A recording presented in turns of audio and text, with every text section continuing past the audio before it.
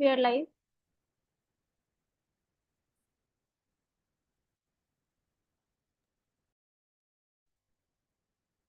Hello, everyone.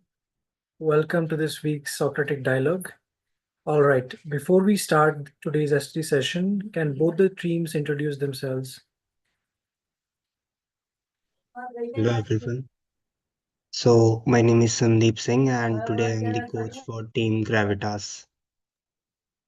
Hello everyone, I am Satvik Suryanshi. I work as a technical program manager at Deep Thought and today I am representing Team Gravitas.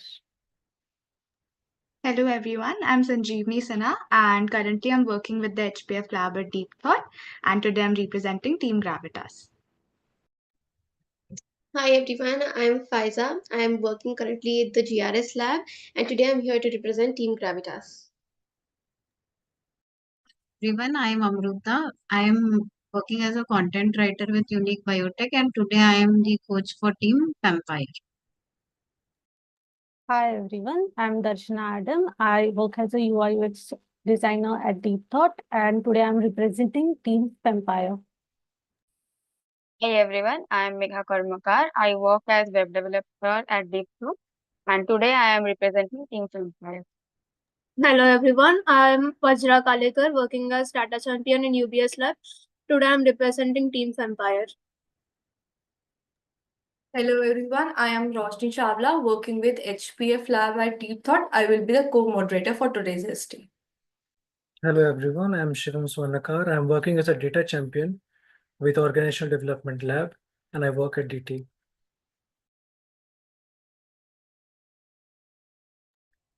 So today's Socratic Dialogue is about a young altruistic CEO leading a value-driven company. So how would you address shareholders in your first AGM? So which team would like to go first? We'll go first. So before you begin your presentation, can you give us the reason behind the name of your team, Team Vampire? Today's our pitch is in the honor of all the successful women out there to celebrate our International Women's Day. And we named our team as Vampire, which is like combination of feminine empowerment and empire, creating like a something which is powerful, lasting, and led by women. Can you also give a 1-minute summary of your pitch? Yeah, so Vampire is more than a beauty brand. It is a like movement. It creates product for everyone while staying true to its value. So the CEO sets the vision, manages finances, build the team and company, and uses technology to grow responsibly. Okay, thank you. You can now start with the presentation, keeping in mind the time limit of 3 minutes.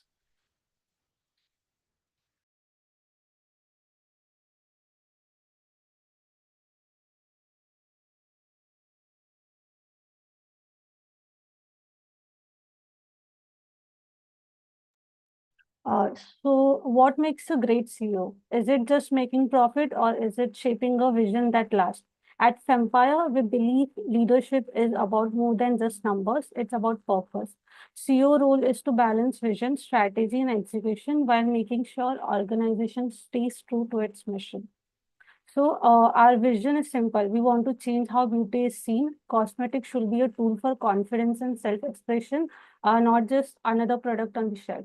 Our mission is to create high quality, inclusive, and sustainable beauty products that truly represent every person who uses them.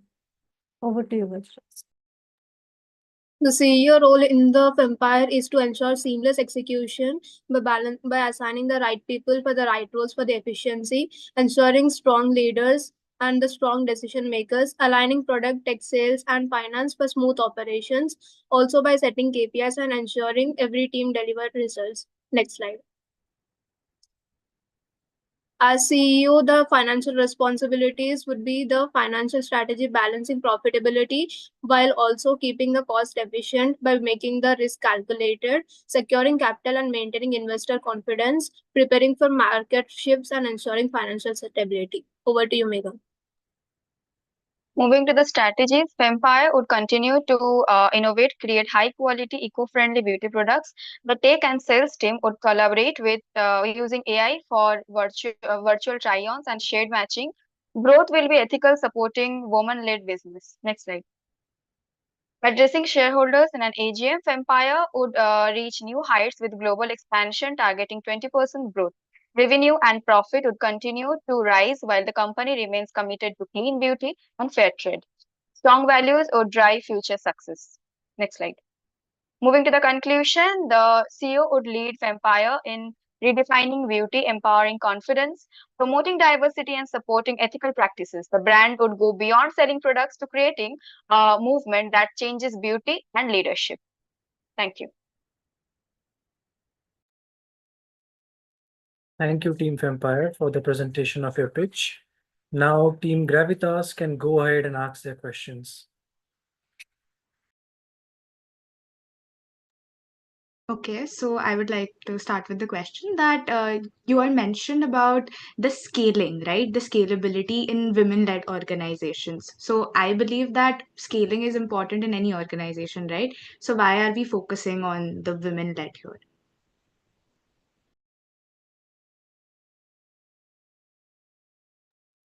So as our it says, we are focusing on women for empowerment of them. Like, sometimes women are repressed or like they stay back because of the surrounding or situation.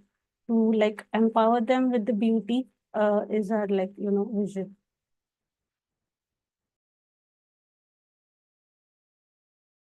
Does this answer to your question? Yeah, okay.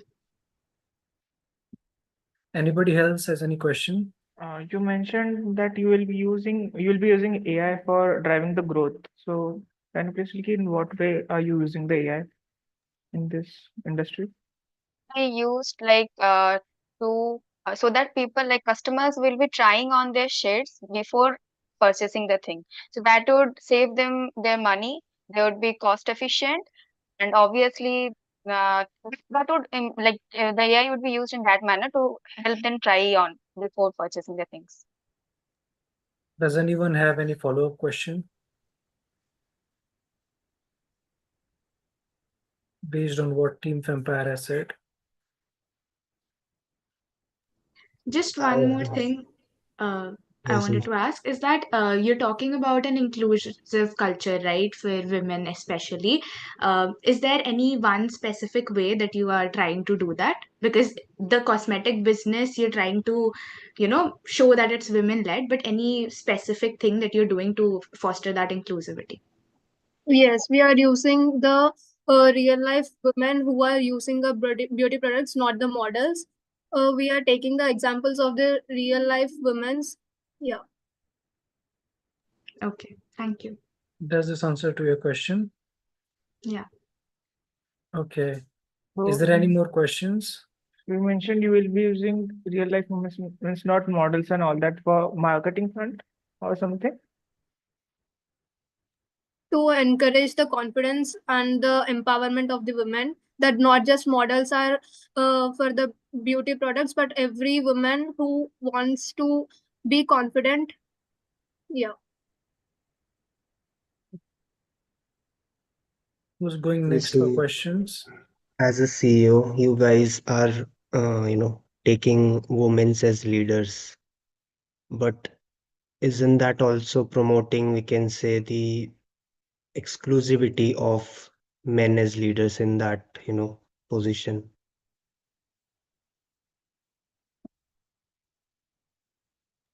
No, we are not saying that we don't want like men's thing, our product is for everyone. It's not just for women. But like, there are women who are not included. There are women who just stays back, instead of going forward because of, the repression and surrounding situations, So we are focusing on that just so that they can be empowered and they can also be CEO. Some people think that women can't be a CEO, but we are like, telling them that we can empower women by being a CEO.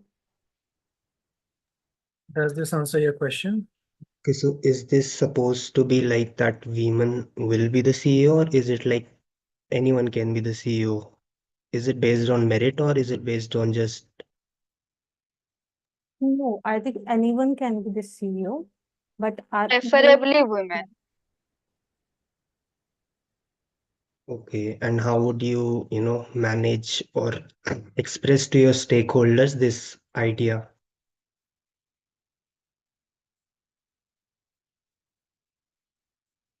Like, there would be some repercussions, right? Because you are not, you're giving more value to that position. How would you face that repercussion or how would you present it to the stakeholders? see, we are like representing it. We are not saying that men cannot be like in the position or like but we are just saying how to represent, like how to empower women. Like a woman can be a confident. Women can be like anything they want to be. Some okay. So we are just trying to give them a place or something to help so that they can be also empowered. Yeah, that's the. Does this answer to your question, Sandeep? One more question. So, how do you make sure that while the women leadership is coming upwards and being there, how do you make sure that the value or the leadership doesn't goes down in value? Why do you think the leadership would go down? Because you are trying to bring, we can say, women through some programs or through some training, maybe, right, into Yes, leadership. but we are not trying to see, we are not compromising with the quality. What we are trying to do is there is a gender bias everywhere. Whenever there are, two candidates being considered for a position, the preference is always biased, it is always biased towards a male candidate. That's what we have been seeing. So, see, we are not saying that we are giving that position to a woman who is not deserving over a male who is deserving. Our policy is very clear. Let the most suitable candidate be appointed. So, I don't think so. It will be the leadership cannot go, like, the value will not go down. Can we focus more on the topic itself? Yes, it is I about think we CEO are, and leadership, right? yes, but we are going into men versus women kind of thing. Okay. Yeah, but Let's not that go that answered my side. question. So, does Amruta's answer your question, Sandeep? Yes. Okay. Is there any other questions to ask? Yeah, can I go?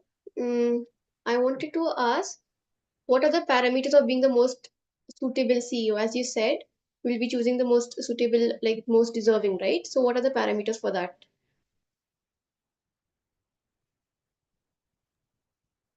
A person who shows a potential to see, we won't be looking at skills. We want that person to have potential to grow and learn. That is the basic criteria. Does this answer your question, Faiza? Yes. All right. So I think we can now close off this round and over to Team Gravitas for their presentation. But before that, please let us know the reason behind your name, team's name, Okay, as Team so Gravitas. as we know that gravitas is a Latin word which means influence, leadership, right? So we chose it because it represents our pitch, which is about building that leadership and that strategic momentum, right? The very forces that drive that long-term success. Also, if you could summarize your pitch in 1 minute. Sure. So, our pitch explores how true leadership isn't about chasing short term gains, but building that lasting momentum, right? Like through strategic growth, innovation, different ethical decision making, we'll showcase how a CEO can engineer sustainable success that goes beyond just numbers. Thank you, Team Gravitas. Now you can begin your presentation while adhering to the 3 minutes time limit.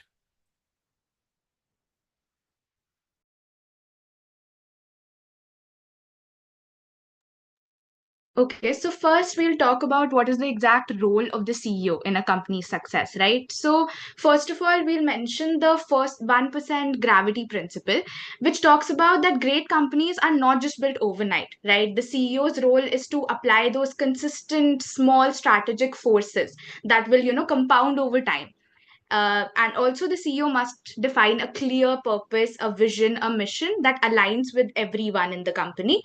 Then there should be a coordination across teams because the CEO is the gravitational force. So they will ensure the CTO, the CFO, CSO, HR, they all function as a cohesive unit. And the decision making will be within precision. So there will be calculated risk taking while ensuring that we take into account the psychology of people, the behavioral economics under it. Now, going to the vision basically is that we're not chasing fleeting success, we're engineering that momentum. Just like gravity is shaping planets, our values, technology, and the people, they form the undeniable force that, makes us go forward. And our mission includes the 1% gravity principle that we don't believe in big leaps, but those small yet strategic innovations, and also 20% growth that is not just a number. We come up with it after a result of precision, investment, and strategy. And we don't think of shareholders as just business partners, we think of them as co-creators. So our mission isn't just about growth, but we're creating a company that endures, innovates, and sets the standard. Yeah, so CEO's role in structuring the organization is not just a decision making, but he is responsible for the gravitational force that holds the entire organization together to ensure sustained and incremental progress. So by 1% gravitational principle, we mean that instead of drastic shifts, a company thrives on small but yet consistent refinements over strategy, structure thinking, culture, create a full strong enough to guide teams without any disruptions. Next slide, please. So for the financial problems, so you're using 1% gravity principle, instead of chasing rapid financial gains, focus on small yet consistent financial optimizations to compound them over the time for longer term sustainability and growth. In sales and technology, it's like maintaining a orbital harmony. Each must pull each other in the right direction to ensure a sustained momentum throughout entirely. So a drastic misalignment or sudden pivots, they may give a huge setback. So instead of that, both teams refine, collaborate over small but consistent refinements to ensure scalable growth and innovation. Yeah, over to you. Okay, so a CEO must keep shareholders informed and confident in the company's future. The 1% gravity principle emphasizes steady, incremental improvements rather than chasing short term gains. This approach ensures sustainable growth through consistent strategy, enhances financial stability by focusing on long term risk management, and fosters continuous innovations. Next slide, please. So, on a concluding note, in our case, an altruistic CEO would say growth is not just about numbers, it's about sustainability, innovation, and ethics. The goal is not just to follow trends, but to lead the industry with responsible decisions. True leadership is about creating something bigger than ourselves, right? Because at the end of the day, success isn't just measured in profits, but in the impact that we leave behind. Thank you, Team Gravitas, for the presentation of your pitch. Over to Team Vampire to ask your questions. Okay, so I have one question. How will you make sure as a CEO that your employees and shareholder understand your vision?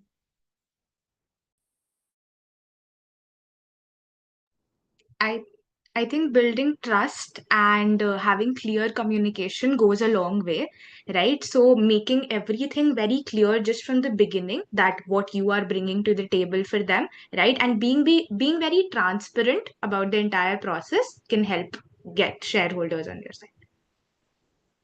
Satvik wanted to say something. Does this answer your question?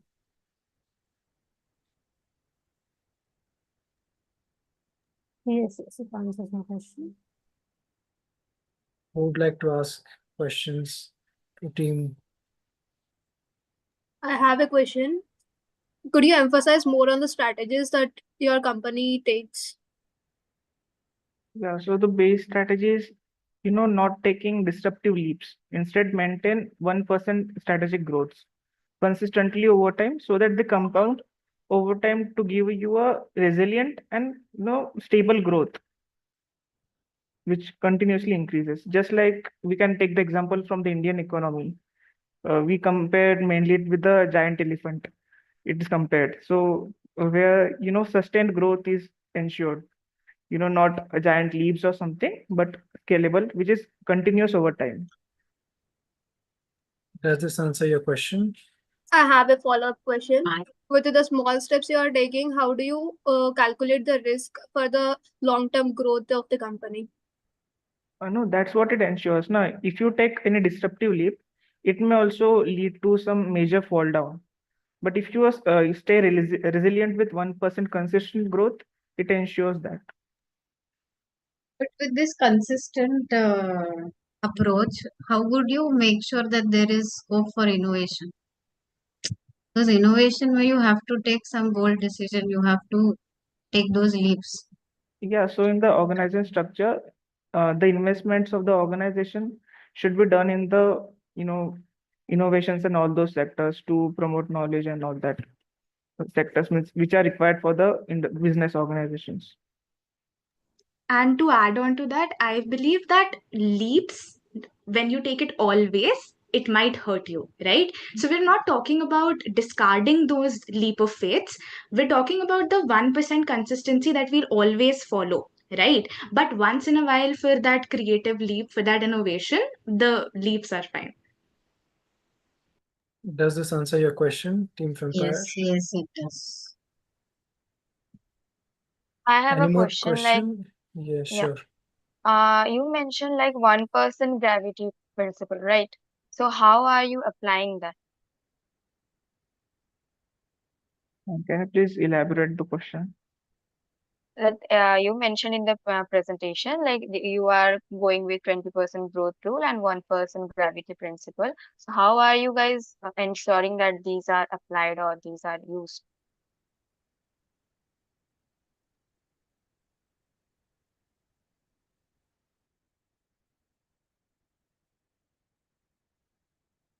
Yeah, so the plans which the business makes. So we ensure that the MVP approach we use, we talk mainly in DT. So that is only 1%. And start from consistent small steps to to see the bigger picture of it. Does anyone have a follow-up question? I have one follow-up question, but as you see, the environment is rapidly changing, especially in tech. So how will you apply this gravity principle in this rapidly changing environment?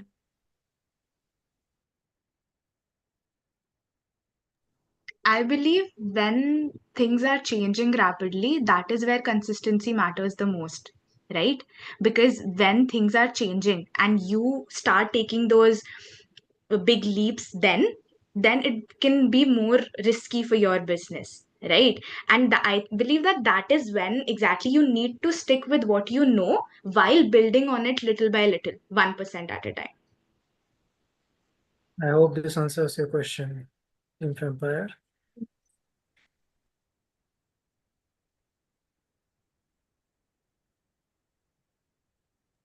Okay, I have another question. Sure. With this altruistic model, how will you remain relevant in the competitive market, which is very dynamic? Can I answer that? See, I think you got the principle wrong. It's not that we work less. Obviously, we are taking consistent steps, right? But it's not that we're working less or we are limiting ourselves. It's like we are everywhere, we're doing all the work, but then in a consistent manner, in a steady manner. That is the difference. And also add on to that point, just now I mentioned the Indian economy. So you saw in during the COVID pandemic period, all the economies of the countries were falling, but India's economy stayed 4 to 5% of growth. It showed resilience, right? So by 1% consistent growth, we mentioned to stay resilient with those things to compound to a bigger picture. No, I think the question was that being an altruistic CEO, wherein you are thinking more about your employees and your shareholders at the cost of the company profit. As a CEO, there are some difficult decisions that one has to make. You have to cut costs, you have to let people go. So how will you remain relevant? Like, how will you succeed in this dynamic market if you're not able to take those difficult decisions?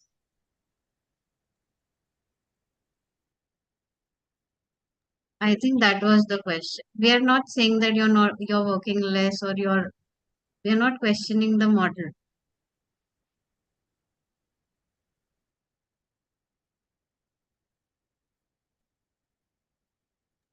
But see, that is the point, that that would be the case in any scenario, right? In any company that could be possible, right? But now, being altruistic, having that, you know, that bond with your shareholders, the stakeholders, anyone who's involved in the company, will give you a sense of belongingness, right? You'll all feel so connected, and that connectedness brings potential. It brings that energy within you that you can tackle any change that comes, right? Because it is same like, five fingers make a fist, right? If you're alone, you can't deal with that change, but if you're together, it's easier to do it.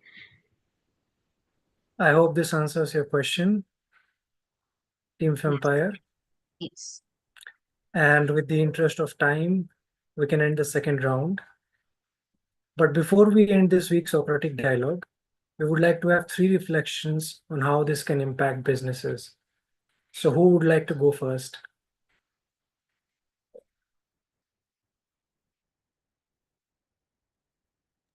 Yeah, I can go. You can raise your hand. We want 3 people who will be giving reflections. You can raise your hands, whomsoever wants to give it. One more. Great. One more reflection, guys. You've got great insights. Share with us.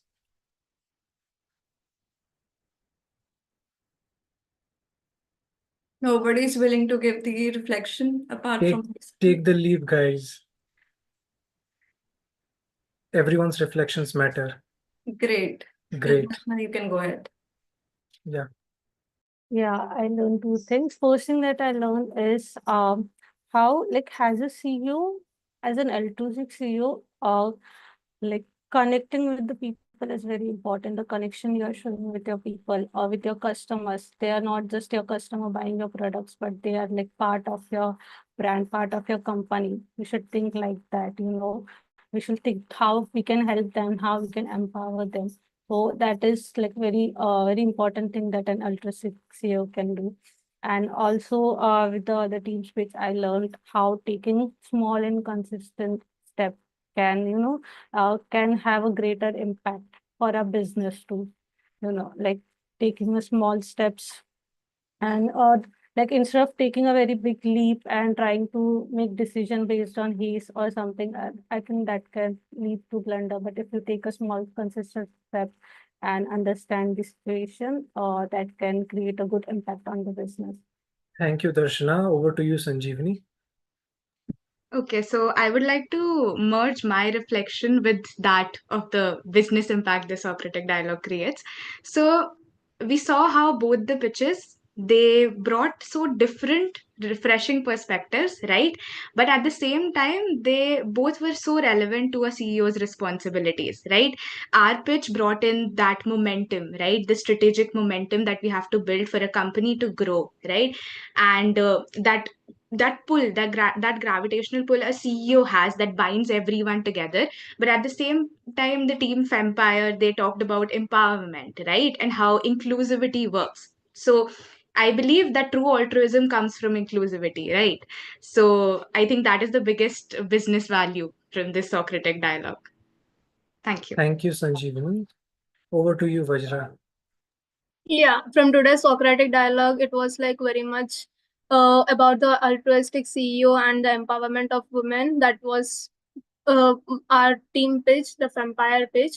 And the overall altruistic CEO brought me a vision that the company's growth is mattered not only by the revenue and the profit made by the company, but the small and impactful steps taken by the company which is like making a everlasting impact on the decades for the decades. And also the financial risk and the calculated risk from the organization should be well managed, not dwelling upon the perfect results in the short term period. Yeah. Thank you, Vajra. Thank you all for being a part of Deep Thoughts